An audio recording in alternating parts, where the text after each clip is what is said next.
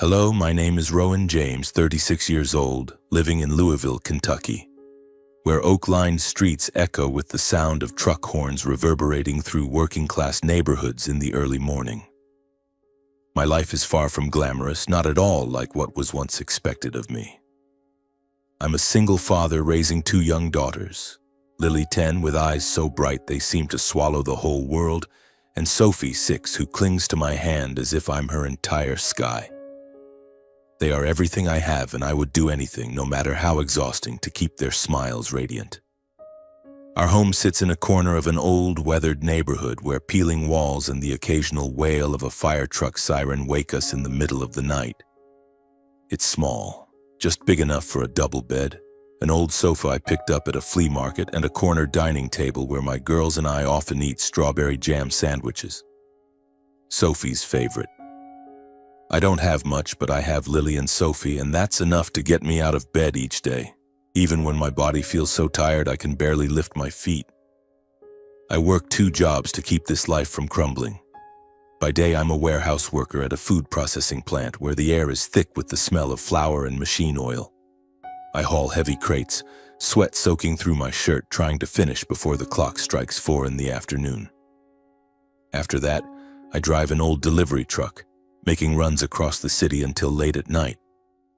The work isn't easy, but it pays enough to buy milk, cover the rent, and occasionally get Lily a new book or Sophie a cheap doll from a discount store.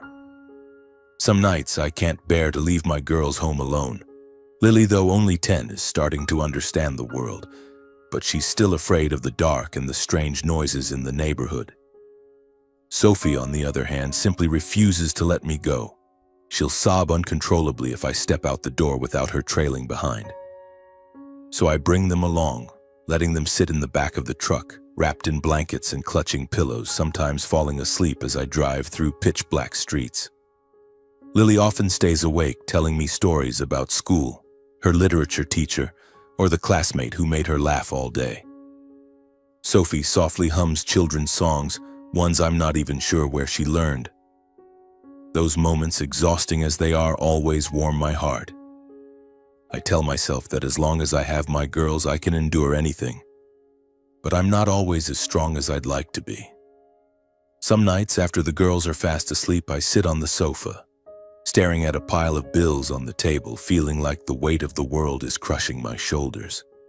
I'm not always the perfect father. Once I yelled at Lily just for spilling a glass of milk, a small mistake that pushed me over the edge because of the stress. I hugged her right after, apologized, and seeing her tear-filled eyes, I promised myself I'd never let exhaustion get the better of me again. Life is tough and challenging as it is, but there's one truth. My background is anything but ordinary. I am Rowan James, the eldest son of the prestigious James family in Kentucky. My parents own a sprawling racehorse farm on the outskirts of Lexington and a string of properties across the state. My father, William James, is a stern man, always dressed in crisp suits, his voice booming as if he were born to command. My mother, Margaret, is the epitome of elegance, with her silk dresses and sharp gaze that can make anyone feel small if she chooses. They live for reputation, for the legacy of the James family, a name tied to thoroughbred horses and lavish parties. I was once part of that world, raised with the expectation that I'd take over the farm, marry a woman from high society, and keep the family name shining brightly. But I shattered those expectations when I met Amanda 11 years ago. Amanda was a waitress. She worked at a small cafe near the farm, where I'd stop for a black coffee after writing sessions. She had nothing but a genuine smile and eyes as bright as autumn. Her family was poor. Her father a mechanic, her mother a school janitor. But to me, Amanda was everything. I loved the way she laughed, the way she shared little stories about the cafe's customers, and how she always found joy in the simplest things. My parents didn't accept her. They called her a poor girl, a gold digger trying to climb the social ladder through me. They said marrying Amanda would tarnish the family's reputation, that I was destroying my future. I tried to explain, begged them to see her through my eyes, but they wouldn't listen. In the end, I chose Amanda, despite everything. We married in a simple ceremony at City Hall with only a few close friends and her family. My parents didn't come, nor did my sister Charlotte. Charlotte, my sister 7 years younger, is my parents' darling. She's beautiful, intelligent, and always knows how to please people. Charlotte grew up in luxury with expensive dresses, European vacations, and a level of indulgence that sometimes made even me, her older brother, feel jealous. I don't blame Charlotte, but I can't deny there's always been a distance between us. When I married Amanda, Charlotte sided with our parents, looking at me with a mix of pity and disdain. She didn't say much, but I knew she thought I'd brought failure upon myself. My marriage to Amanda lasted 9 years, but it wasn't a fairy tale. We loved each other, but life was hard. Amanda wanted a more comfortable life, a bigger house, vacations we could never afford. I tried, working day and night to give her and the girls something better, but I couldn't meet her expectations. 2 years ago, Amanda left me. She stood at the door, suitcase packed, and told me in a cold voice that she'd been wrong to think I'd inherit the family fortune. "I thought you'd be my way out, Rowan," she said, her eyes devoid of warmth. "But you have nothing." She left with a wealthier man, leaving me with Lily and Sophie and a broken heart. In the days after she left, I fell apart and questioned everything. Did I do something wrong? Did I try hard enough to keep her? Was marrying her and leaving behind all the wealth, prestige, and power the right choice? But every time I look into Lily and Sophie's eyes, I know I can't let myself drown in sorrow. I have to stand tall for them. As for my parents and sister, they all but cut contact with me after I married Amanda 11 years ago. Occasionally, my mother sends a brief message asking about the girls, but I know it's out of obligation. They never invite me to major family events, never ask if I need help. I've made it on my own, and I'm proud of that. But I can't deny that at times I feel utterly exhausted and stuck. Then one afternoon, as I returned from the warehouse, weary and reeking of sweat, I saw a pristine white envelope slipped under the door.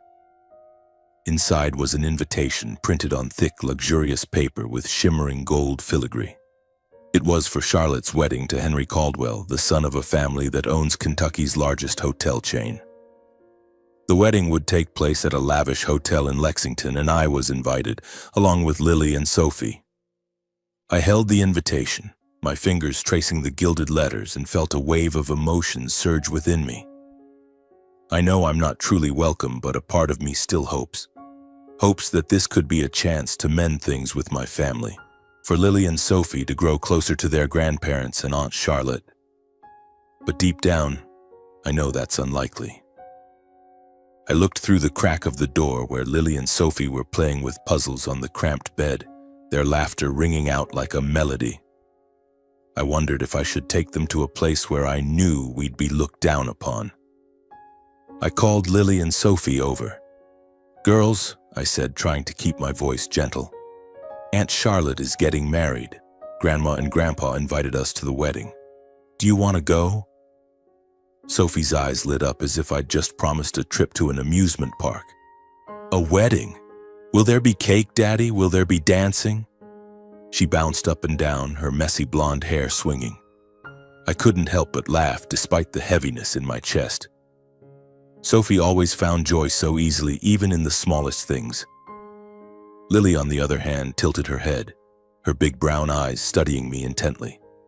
At 10 years old, she sometimes seemed wiser than I was. "Do you want to go, Daddy?" she asked, her voice soft but sharp, as if she sensed something was off. I hesitated. I wanted to say no, to confess that I was afraid to step back into my parents' world, where I'd always been seen as an outsider. But I couldn't say that to Lily. She deserved to know more about her family, no matter how distant they were. "I think it'll be fun," I said, forcing a smile. "There'll be flowers, music, and definitely cake for Sophie." Lily nodded, but I knew she wasn't entirely convinced. She pulled Sophie close, whispered something, and then they both shouted in unison, "Let's go, Daddy!" Their laughter made me forget my worries, if only for a moment. I made up my mind. We would go, not to prove anything to my parents or Charlotte, but because I wanted Lily and Sophie to have a special day. a beautiful memory, even if only through their innocent eyes. Preparing for the wedding was a challenge. I didn't have much in savings. Most of what I earned went to rent, food, and the girls' necessities. But I couldn't let Lily and Sophie show up in worn-out clothes, especially knowing my family would scrutinize every detail. I wanted my girls to feel confident, even just a little, among those unfamiliar stares. I took them to a discount store on the outskirts of Louisville. Sophie practically leaped with excitement when she saw a pale pink dress with delicate lace trim. "Daddy, I want this one," she squealed, clutching the dress as if someone might snatch it away. Lily chose a simple navy blue dress, but when she tried it on, I hardly recognized her. She looked like a little princess with her long hair neatly tied back and her eyes shining brightly. I swallowed hard, trying to hold back the lump in my throat. "You both look beautiful," I said, and I meant it. As for me, I had the old suit I'd worn at my own wedding 11 years ago. It was a bit tight at the shoulders and frayed at the elbows, but it would do. As long as my girls were respected and cherished, that was enough for me. In the mornings leading up to the wedding, I'd stand in front of the mirror, adjusting my tie and studying my face, now weathered like a wilted lemon, etched with wrinkles from years of hardship. But I told myself I didn't need to look perfect. I just needed to be there for my girls and for the faint hope that my family might see me differently. The day of the wedding arrived, and the Lexington sky was clear, not a cloud in sight. I drove the girls in my old truck to the Grand Regency Hotel where the event was being held. From a distance, the hotel looked like a palace, with white marble columns and twinkling lights spilling from towering windows. I felt out of place the moment I stepped out of the truck, as a valet gave my worn suit a fleeting, disdainful glance. I held Lily and Sophie's hands and led them through the grand lobby where enormous bouquets of white roses were neatly arranged and servers in crisp black and white uniforms glided by like part of a choreographed dance. Inside the banquet hall, the atmosphere was steeped in opulence. The tables were draped in white silk, adorned with gleaming silver cutlery and expensive wine glasses. The guests, all from Kentucky's elite, chatted animatedly, their laughter echoing like an unending symphony. I recognized a few faces, old friends of my parents, business associates of the James family, but no one looked our way, or if they did, it was just a quick glance, as if we were part of the backdrop. We were ushered to a table in a far corner near the service area where waiters bustled in and out. I could sense the deliberate placement. My parents didn't want us near the center where the spotlight would shine on Charlotte and her groom, Henry Caldwell. I tried not to dwell on it, pulling out chairs for Lily and Sophie and whispering, "Eat whatever you like, okay? Today's a special day." Sophie looked around, her eyes wide, mesmerized by the sparkling chandeliers. "Daddy, this place is like a castle," she exclaimed, drawing a few glances from the nearby table. I smiled, but a heavy feeling was growing inside me. Lily, more perceptive, sat quietly, clutching the hem of her dress. I knew she sensed the distance even if she didn't say it. The reception began with soft music from a live orchestra. Charlotte entered, breathtaking in a floor-length white wedding gown adorned with glittering crystals. Henry, the groom, stood beside her, tall and composed in a flawless black tuxedo. They looked like a couple straight out of a magazine, and the room erupted in applause.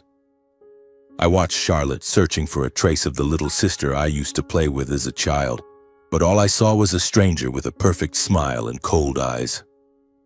My parents sat at the head table right by the stage. My father, William, was as stern as ever, while my mother, Margaret, glowed in an emerald silk dress, nodding to guests like a queen. They didn't look my way, not once.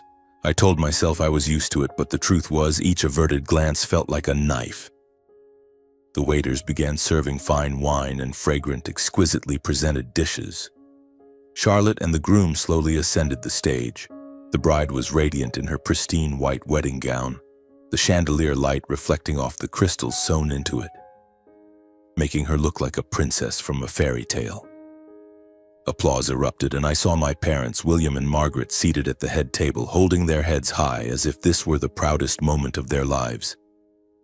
Charlotte took the microphone, her voice sweet and confident, but with a sharpness I knew all too well. She thanked the guests, thanked Henry, thanked our parents for giving her a perfect life. Then she paused, her smile widening, and a chill ran down my spine. She scanned the crowd, her gaze gliding over unfamiliar faces before settling on the corner of the room where my daughters and I sat. "Family is the most precious thing, isn't it, everyone?" Charlotte said, her voice ringing out, warm yet tinged with something artificial. "We all strive to protect our family's happiness and dignity no matter what happens. And I know somewhere in this room my brother, Rowan James, is here to witness this special day. Rowan, are you there?" My heart pounded. I didn't want to stand, didn't want to be the center of attention, but hundreds of eyes began turning toward our corner. Lily looked at me, her eyes filled with worry, while Sophie innocently asked, "Daddy, Aunt Charlotte's calling you." I took a deep breath, trying to stay calm, and stood raising my hand awkwardly. "I'm here," I said, my voice hoarse, forcing a smile. A waiter quickly approached, handing me a microphone. I gripped it, the cold metal sending a chill through my fingers. I didn't know what Charlotte was up to, but a bad feeling was growing inside me. I glanced at Lily and Sophie, trying to reassure them with my eyes, though I was trembling inside. Charlotte smiled, but there was no warmth in it. "Oh, Rowan, it's so wonderful to see you here," she said, her tone sweet but laced with sarcasm. "You know, everyone, my brother is a special example of choosing his own path. He married a poor girl against our family's advice, thinking love would be enough to change his life. And now, he's a single father, raising 2 little girls alone, working day and night to scrape by. Truly admirable, isn't it? Still showing up today, even with nothing to his name." The banquet hall erupted in laughter, as if Charlotte had just told the funniest story of the evening. I felt the blood rush to my face, my ears ringing, the world around me seeming to shrink. Their laughter wasn't just aimed at me, it mocked the years I'd fought, the sleepless nights caring for Lily and Sophie, the times I'd swallowed my pride to give them a better life. I wanted to shout, to fight back, but I stood there, microphone in hand, unable to utter a word. My mother, Margaret, stood up, snatching a microphone from a nearby waiter. She looked at me, her gaze icy, as if I were a stain on the family's reputation. "Charlotte's right," she said, her voice loud and sharp. "If Rowan had listened to his parents, followed the path we laid out for him, he wouldn't be paying the price with a miserable life, raising 2 children alone in poverty. Truly, he brought this suffering upon himself." The laughter swelled again, louder this time, like a blade slicing into my heart. I looked at Lily and Sophie, and my heart shattered. Sophie, with her innocent eyes, clutched my hand and whispered, "Daddy, why are they laughing at you?" Lily bowed her head, her shoulders trembling, and I knew she was holding back tears. I couldn't take it anymore. I set the microphone on the table, took my girls' hands, and whispered, "Let's go, girls. We don't need to be here." But before I could pull their chairs out, Lily grabbed the microphone from the table. My little girl, small in her navy blue dress, stood tall, her small hands gripping the microphone tightly, her trembling but resolute voice echoing through the hall. "Uncle Henry, the baby in Aunt Charlotte's belly isn't yours. I heard her crying and telling Grandma and Grandpa that it's someone else's." Time seemed to stop. The banquet hall fell silent, save for the faint strains of a violin from the live orchestra. I stared at Lily, stunned, unable to believe what she'd just said. Sophie clung to my arm, whispering, "What's Lily saying, Daddy?" Henry, standing on the stage next to Charlotte, went pale, turning to his bride with a look of shock and pain. Charlotte, radiant just moments ago, now stammered, her face ashen. "Lily, what are you saying? Don't make things up," she shouted, but her voice trembled, lacking conviction. The guests began to murmur, whispers spreading like ripples on water. My father, William, shot to his feet, his face red with fury. "Lily, you're a naughty child. Who taught you to lie like that?" he bellowed, but his voice couldn't drown out the skeptical glances from the crowd. I looked at my mother. She stood frozen like a statue. Her face was pale, beads of sweat forming on her forehead, smudging her makeup. Lily, though small, still gripped the microphone, her voice ringing out again, steadier this time. I'm not lying. That day at Grandma and Grandpa's house, I was playing in the hallway and heard Aunt Charlotte crying in her room. She told them the baby was someone else's, not Uncle Henry's. They told her she had to hide it, to marry him, to protect the family's reputation. My heart pounded as if it might burst. I remembered the family dinner a few weeks ago when I'd brought the girls to my parents' house. It was one of the rare times they'd invited us. The main topic that evening had been Charlotte's upcoming wedding to Henry. After dinner, I helped the maid clear the table while my parents and Charlotte went to a private room to talk. Lily must have been playing nearby and overheard their conversation. I was stunned, not only because I'd had no idea about this secret, but because my daughter had the courage to speak such a shocking truth in front of hundreds of people. Perhaps she wanted to protect me, to defend my dignity. After Lily finished speaking, Henry, the groom, made his first move. With the calm and refined demeanor of a well-educated heir, he slowly stepped down from the stage, walked toward our table, and knelt to meet Lily at eye level. "Are you sure, Lily?" he asked, his voice low but not angry, as if he were trying to stay composed amidst a storm. Lily nodded, her eyes welling up but resolute. "I don't want people to laugh at Daddy anymore. I wanted to tell the truth." "Thank you, Lily," Henry said, his voice steady but with a faint tremble, as if he were holding back a wave of emotions. "You're very brave." He stood up and turned to look at Charlotte, who had collapsed onto the floor of the stage, her pristine white wedding gown now crumpled around her like a symbol of her downfall. Charlotte sobbed, her hands covering her face, but I saw her shaking her head as if trying to deny everything. "Henry, you have to believe me," she cried, her voice breaking, but her words were drowned out by the growing murmurs of the crowd. Henry didn't respond. He just looked at her, his gaze cold, devoid of the warmth of a man about to become a husband. Then he turned to the event organizers, his voice calm but sharp as a blade. "Pause the reception. Cancel the remaining ceremonies. I need time to sort this out." The banquet hall exploded. The murmurs turned into louder voices, questions, criticisms, and even soft chuckles from those who couldn't believe what had just unfolded. The guests, Kentucky's elite in their expensive suits and evening gowns, lost their composure, turning to one another to gossip. A few stood as if to leave, but most remained glued to the scene on the stage, where Charlotte was unraveling and my parents were scrambling to salvage the situation. My father, William, stormed onto the stage, his face red, his hands trembling with rage. "This is an outrage," he shouted, pointing at Lily and me. "Rowan, you've let your daughter lie to ruin your sister's big day. What do you think you're doing?" My mother, Margaret, rushed to the stage, hurrying to Charlotte's side, wrapping her arms around her sobbing princess.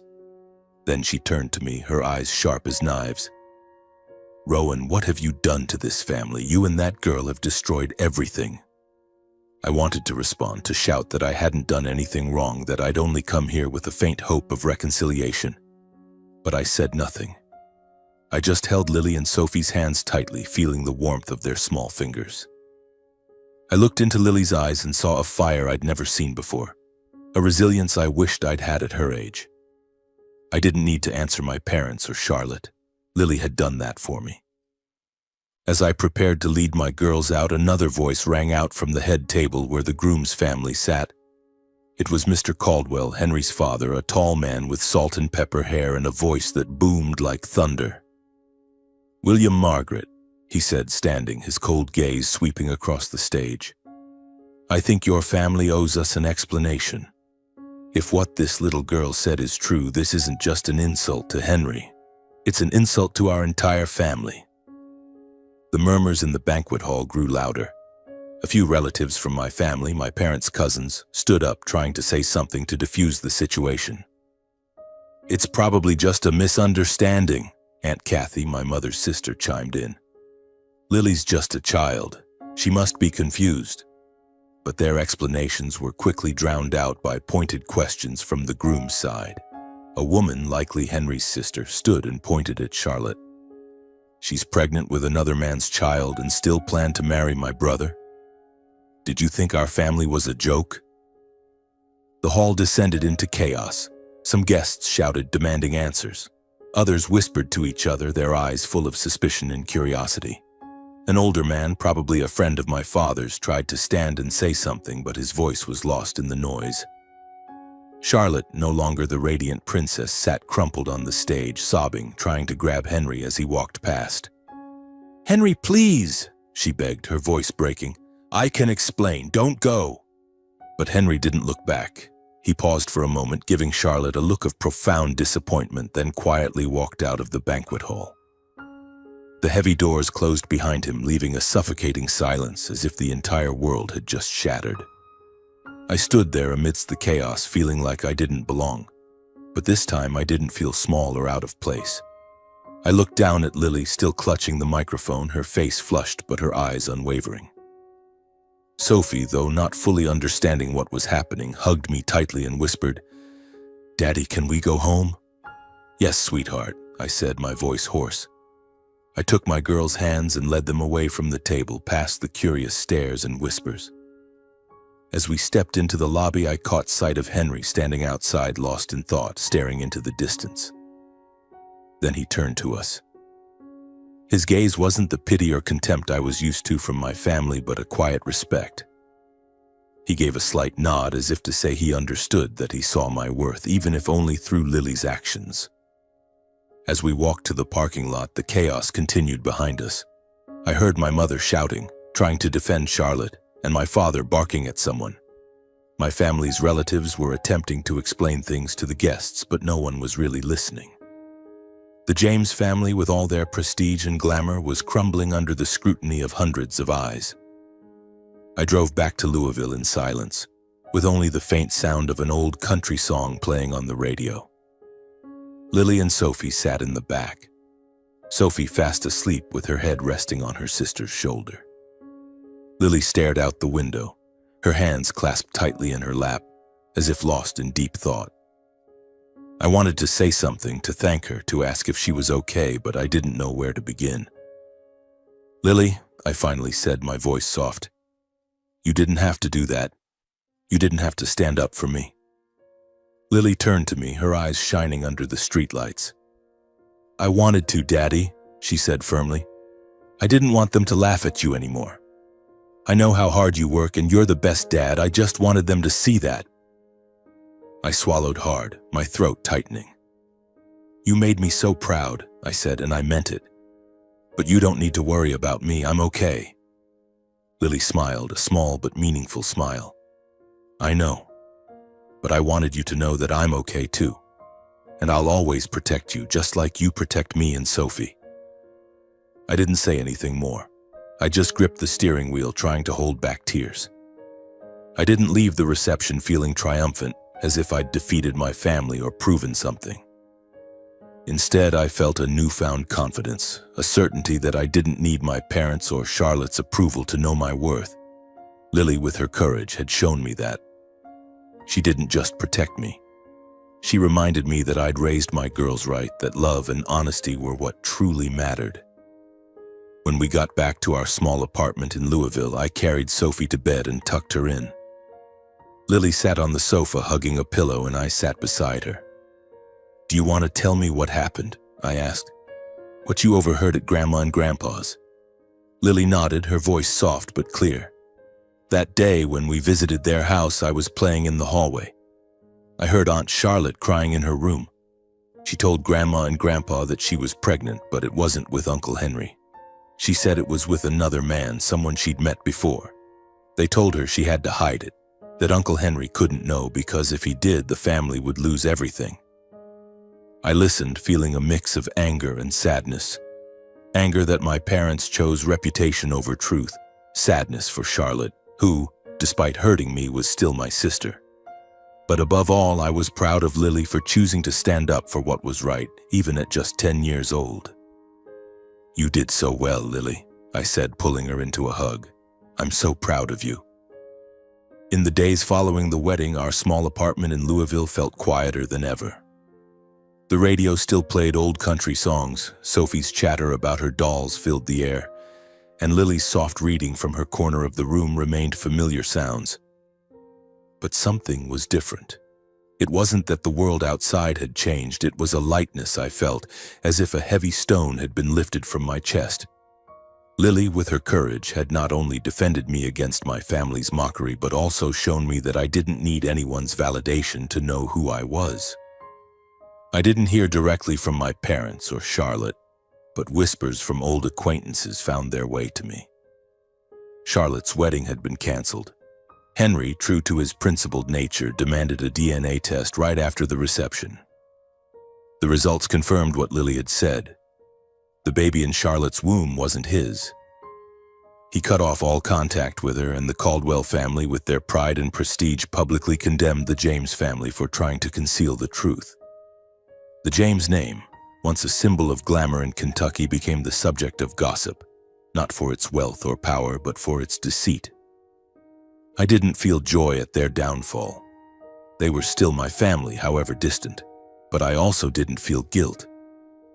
I'd spent too many years trying to reconcile, hoping one day my parents would see me differently.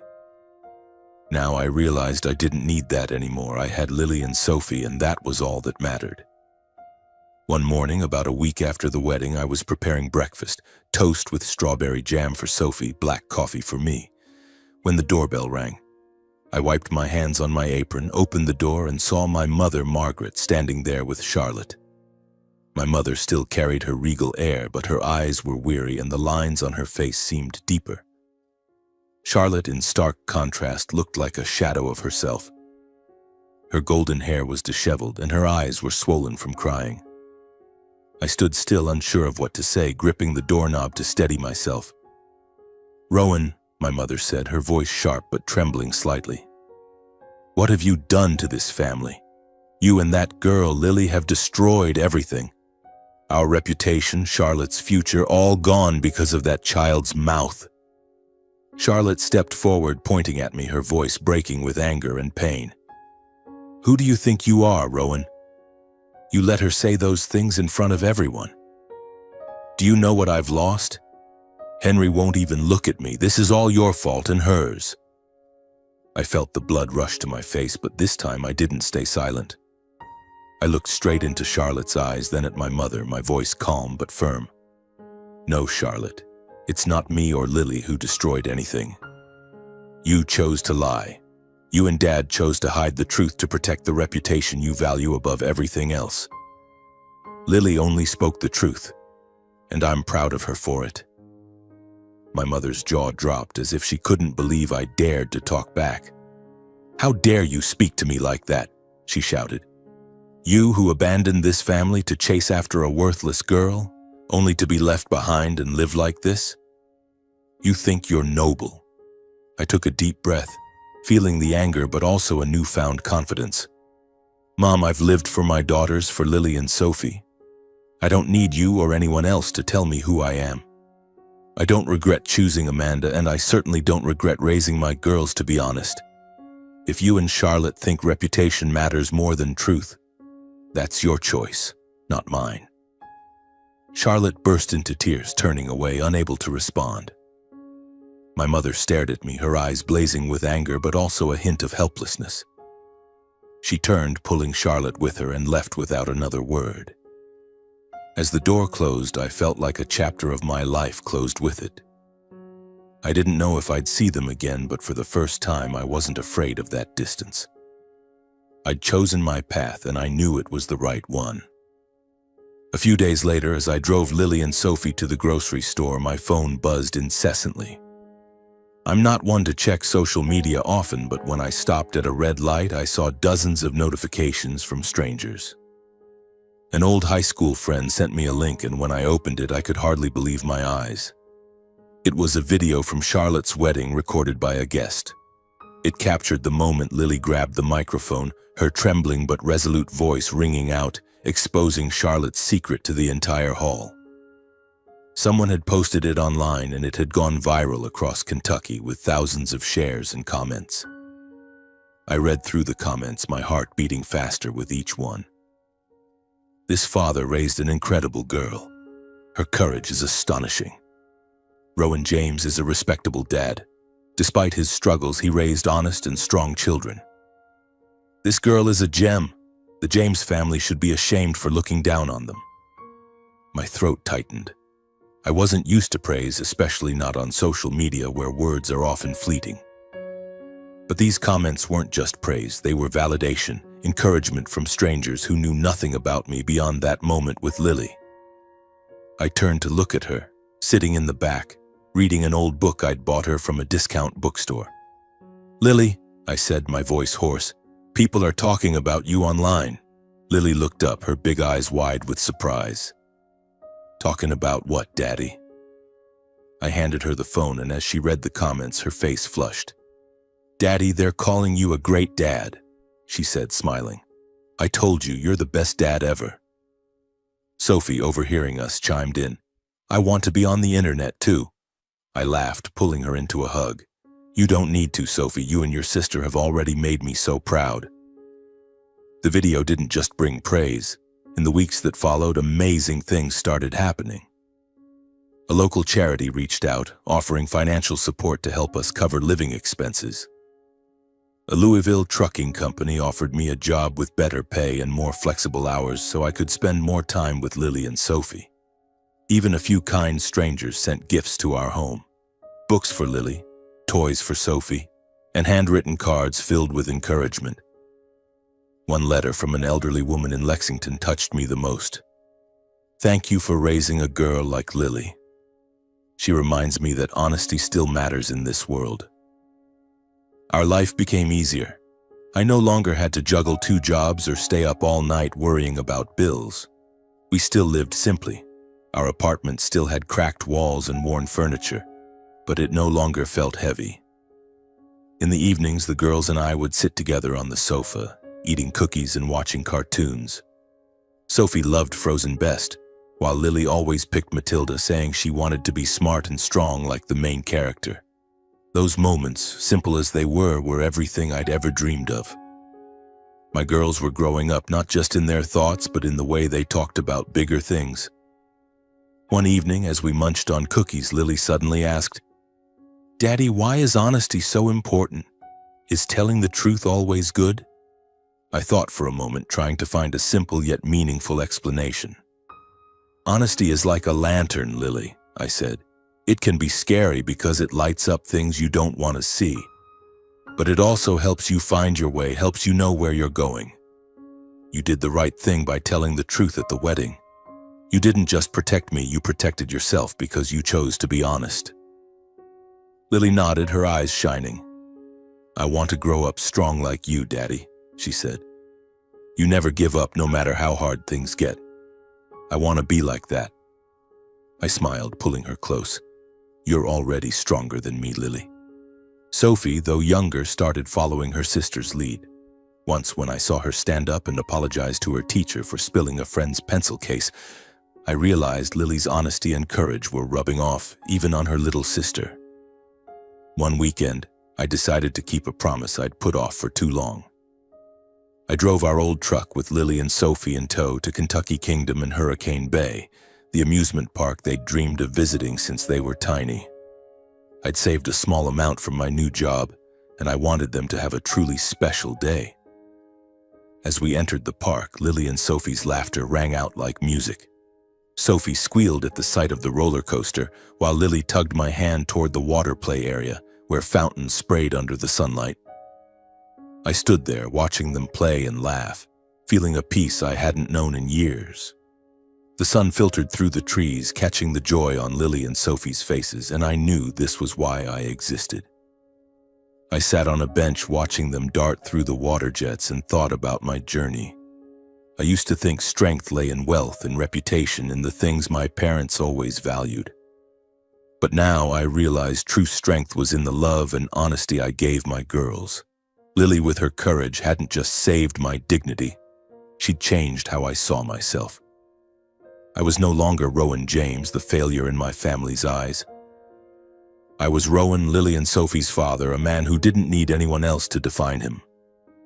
As the sun began to set, I called the girls over, handing each a cone of ice cream. We sat on the grass, watching the park's lights start to glow. Sophie leaned her head on my shoulder, and Lily sat cross-legged, smiling. Daddy, today was the best day ever, Sophie said, her voice sleepy. Lily nodded, looking at me with shining eyes. Daddy, we'll have more days like this, right? Absolutely, I said, pulling them both into a hug. So many more.